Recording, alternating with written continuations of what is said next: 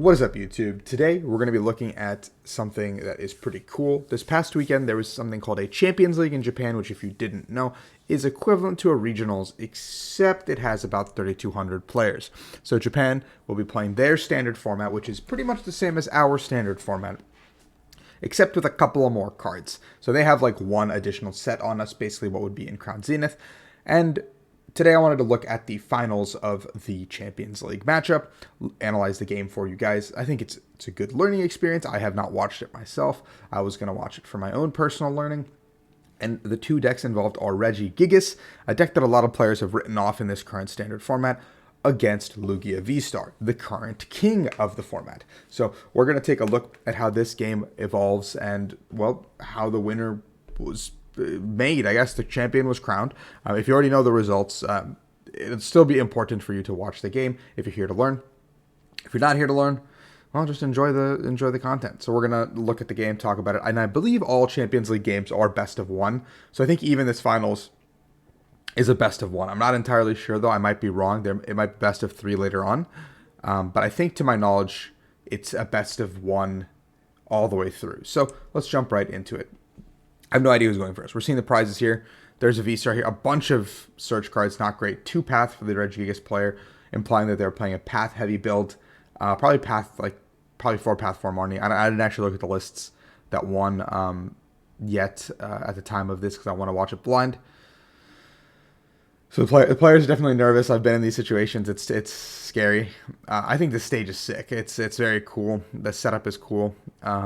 I would love to go to, I mean, we're going to Japan for Worlds, but I'd love to play, I think, Worlds or something there. Okay, game has started. Lugia is going first, which is good for them because Reddy, if they go first, I feel like the matchup is very favored for Reddy because they can get a bunch of stuff down. We're going to see the Zard being benched. That's the Crown Zenith art. Oh, camera angle. That's crazy.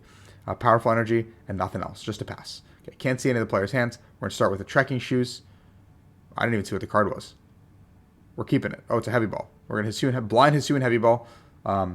We know from our bird's eye view that there's no Reggie's prized, but I guess it's still worth it to play it unless there's no other knowledge. We're going to put the cards back. Aha, the paths have made it to the bottom. Another trekking shoes. Getting rid of a Marnie. Reggie Drago hitting the board. A path to the peak hitting the board. Speed energy to draw 2. Rock and Gigas. That's a pretty good 2 cards. Oh my. Research getting rid of a Speed and an Aurora. Now, if the Reggie Gigas player hits the other 2 Reggies, they're going to knock out this only Lugia in play. That's so scary. Wow. Okay, that's a crazy opening hand. We're going to see the 7 cards being drawn. If it's me, I'm slamming the Reggie pieces if I have it. So maybe our friend here doesn't have it. They're signaling like they have a quick volley up. There it is. Quick balling away an Aurora. Getting another Reggie from their deck. We're going to see Reggie Steel being grabbed. And shuffling, so maybe they're not going back in.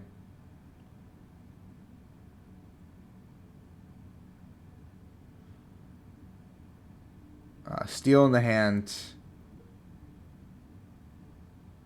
And all we're missing is the ice guy. No ice. Unfortunate. We got really close. Just 2 search cards for Reggie's. And 40 damage is still really good here because now this means that Choice Belt is not needed to knock out the V-Star next turn. So it is still sizable damage. Lugia has to deal with Path. Lugia has no Archeops in the discard. So a lot of things going negatively for Lugia right now. We're going to see the Ultra Ball putting an Archeops into the discard. So we're starting, and there is Dunsparce in this list, so that is actually very important for the game. The Lugia player needs to get Dunsparce and Manaphy down, unfortunately. So I think benching that Zard preemptively was probably not the best plan. Just because, well, your bench space is going to get eaten up so quickly. So if you need Crobat, Lumineon, even Pumpkaboo in this situation, you might not be able to do it. So anyway, we're going to have to grab the Dunsparce. It's fine. Dunsparce and Manaphy does make this matchup pretty okay. We're going to see the Research, V-Guard, and Aurora hitting the discard. So I guess there's maybe captures what our friend is looking for here. I might have seen the Aurora attachment being fine here. Because I don't really think there's any other energy post this that's pretty good. We see the Incense in hand. We see the capture on the Dunny. So heavily implying I'll read the wind. So we're probably going to grab a Lugia off of this Dunsparce. Conceding this Lugia in the active. And then using read the wind this turn to put an Archeops into the discard. So we're going to go ahead and see. We see the one Archeops in the discard. We're going to go in again. Yep, there it is, grabbing the Archeops. I think this play is completely fine. You have the Dunsparce to buy yourself one more turn. And, I mean, I guess not getting a Manaphy down this turn is really painful. But if you can get it down next turn, it's still fine, I think. So we're going to see the attack come through. You just have to keep the Dunsparce alive. I think keeping the Dunsparce alive is your only way to win this matchup. If they don't keep the Dunsparce alive, I think this is over. Okay. So we're going to see the choice belts being attached. Oh, there's a lot of Reggies in the hand and research. But, I mean, you don't really care. So we're going to see the attachments of some choice belts across the board.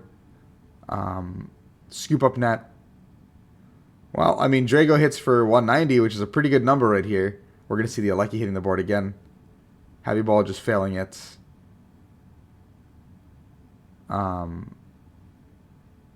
Both players are understanding, yep. Drago for 1. There's a choice belt in hand that I probably would have attached. Oh, there isn't. There's only 1. Okay, I'm sorry. So a scoop up net was drawn off the 1, I believe, and that's like a wasted card, but it's completely fine. There's a Regice instantly.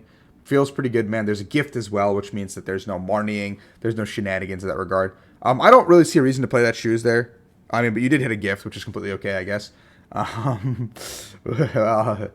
I guess I just don't know enough. I still probably wouldn't have. I think in that situation, you don't need to play that shoes because you're not looking for any cards. You can just accelerate the 2 energies from your discard to the Drago, attach the gift from hand, and you have an attacker set up a gift on board. You're not revealing any other additional information. And if you get Marnied or judged or whatever, like your hand gets disrupted, you now have an additional trekking shoes later in the game to find more pieces.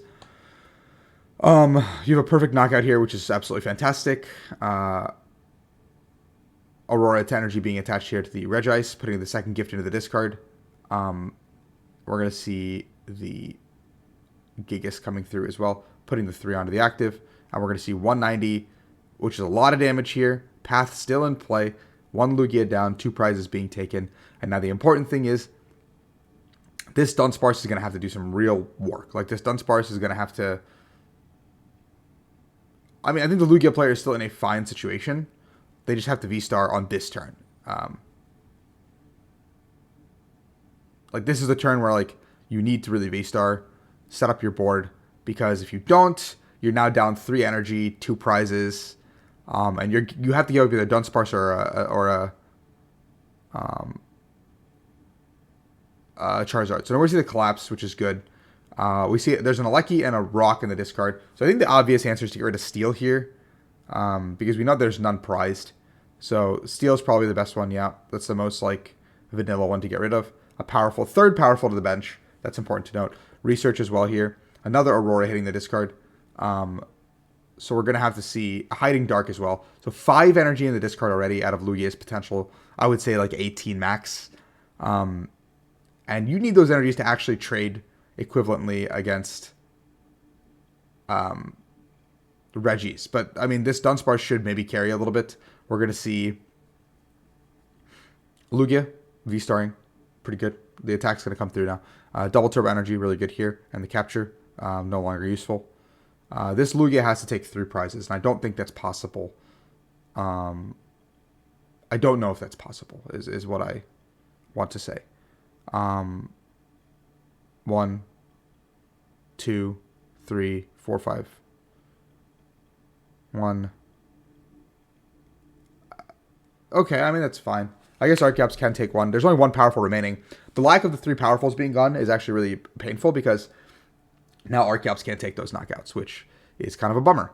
So now we're going to see the retreat from the Dunsparce, and we're going to see the attack, which is, completely fine. But now Regice is going to come up and swing, which is a huge problem because, well, now if you want to attack, you have to retreat 2 energies off. And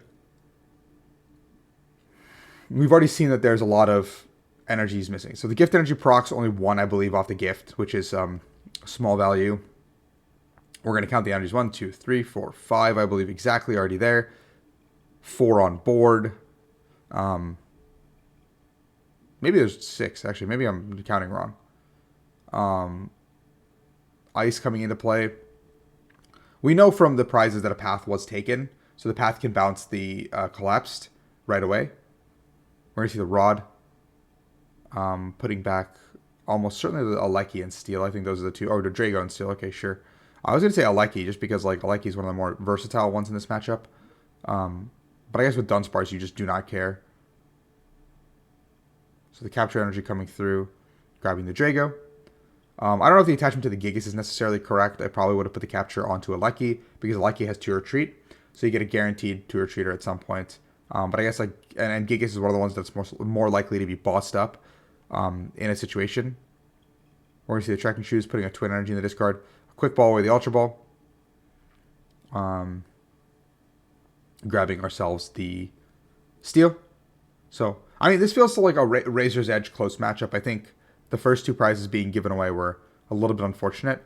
And I think the smart use of knowing that Steel, or not Steel, that Ice is the correct decision here, given that a lot of energy is already gone, makes this game quicker. So we're going to see the 100, which is not significant damage, obviously, but next turn with this 100, you can one-shot with the Gigas if you have Powerfuls. You can one-shot with the Drago with a Choice Belt, and we're going to see the 100, and this is just really tough for Lugia, because that means Lugia can't attack next turn. So if the Lugia player wants to take a prize, to take their second prize of the game, they're going to have to exhaust another 2 energies and accelerate 2 energies onto the board onto something they don't want to. So it's starting to get a little bit messy. The Luminian hits the board. I mean, looping is a potential here to preserve some energies, but I think the route that will most likely be taken is Powerfuls onto Archeops and an attack. And Archeops has 150, so that's where the Regigigas comes into play to one-shot the Archeops. It's a vicious cycle. I think a Steel can also do it. That's the last Powerful, and so now we're fully aware that all the Powerfuls are gone from the deck. Archeops can no longer make this kind of attack. Archeops can still one-shot a Regieleki, but with 4 Powerfuls gone, the Lugia player is almost completely out of resources. The craziest part to me is the Regi player has done pretty much nothing, to even be in this situation. And they're still doing really well. It just feels like an inevitability at this point that the Regi player will win the game. From the Lugia player's perspective, you're losing energies. I think there's literally very few energies even left in the deck. And we're working so hard for 1 prize. I don't know. Yeah, and there's the one-shot. There's the gift energy being procced. And the Regi staying in the discard. So now we just throw up the Gigas, I think. Or Steel. Gigas or Steel are both great options because they both take the one-shot. We're going to see the count. 1, 2, 3, 4, 5, 6, 7, 8, I think, energies in the discard. 9, 10, 11, 12, 13 showing on board. Well, I would be like, okay, it doesn't really matter what you've got left. I just have to make sure my resources are good. Knock out this Archeops. You don't really care. And then next turn, just knock out whatever comes into the active. I think I would have attacked with Gigas, personally, here. But I guess Gigas is one of the few where the energy is just stuck. Yeah. Oh, we're getting a zoom in. We're getting a close up of the board. Okay. Players just crossing their T's and dotting their I's, just making sure they do everything correctly in these kinds of situations. I mean, you could also just Serena. So we're going to see an Aurora being attached, just powering up the Gigas still. I mean, I think just keep the hand. The hand's absolutely cracked. I think I saw a boss of Serena. Everything you need is in there, so you just knock out the Archeops. I think you just chase energy from here. If you're the Gigas player, I think you've successfully identified that the win condition is the energy out. You're probably going to win before your 6 prizes ever get taken, and Lugia will lose the game before they can ever take their probably 5th prize. I think Lugia will take 4 prizes probably pretty easily from here, But after that, they're just never taking those last two prizes. So, like next turn, you can even throw up the Gigas, boss up the Dunsparce, and then you have a free reign of the game onto the Lugia to win the game. We're seeing the energies in the hand, which is unlucky as well. So I think you can attach the DTE here. Yeah, I mean, it's fine. That's fine. The Lugia player needs this knockout to carry. Like this Lugia to carry for 2 turns. Which it could, in theory. Because you can go Lugia knockout here. The next turn, I assume a boss is the best play, unless you can just knock out the Lugia. If you can knock out the Lugia, I think it's just game over. From the Gigas' side. We're going to see the Gift Energy proccing 3 as well. That's so crazy. Gift is such a good card. Gift is just like making this Regigigas deck like never have a bad hand, which is typical for Regigigas decks, especially after that turn 1. The promotion of the Ice means they're probably going to try to stall it out. Ice is still probably the safest play to just prevent the Lugia from using resources properly. But I think... I guess if I didn't have a certainty on a knockout, I would promote the Ice. This is a neat way of discard checking. I'm going to ask my opponents to do this for me next time, too. The Gigas coming up, which implies probably one-shot. Yeah, there's a Choice Belt. I think Choice Belt was a no-brainer, meaning you just throw up whatever can attack and take the one-shot. Because if you take this Lugia out, the only response that they have is Zard, and then you have the Ice to always one-shot the Zard. The unfortunate part is we preemptively loaded up the Gigas, so which means we can't like net this turn and just power up 2 attackers, setting up checkmate. Because I don't think Lugia has any surprise attackers with the amount of energy that they're down at this point. So I would just say like maybe that was the only thing that I would have changed. And here you can accelerate like a speed as well if you want to.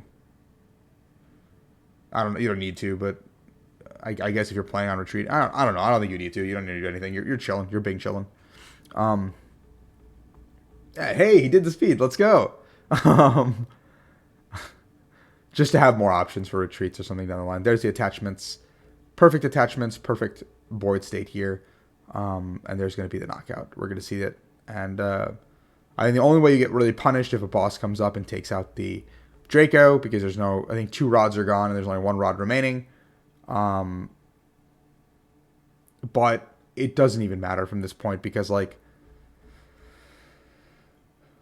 you have to throw up the Zard. It's the only thing in your deck that can take a knockout. I think the Lugia player is down to their last 2 energy, maybe 3 energy tops. So it has to be the Archeop or the Zard. But then once you take the first knockout with Zard, you're never attacking for 2 turns. So you give Regis 2 turns to find their pieces.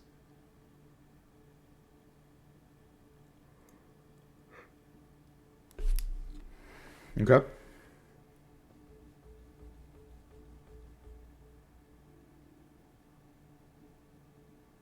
That's the last energy, I believe, also. And we're going to see probably a Marnie and a Zard attack. But the Marnie doesn't even do anything because Reddy still goes to full 8 cards in hand with the draw for turn.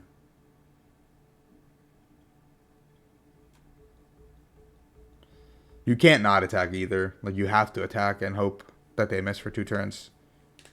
It's a terrible hope. It's a terrible feeling. The knockout comes through. We're going to see the gift procced. 7 cards in hand.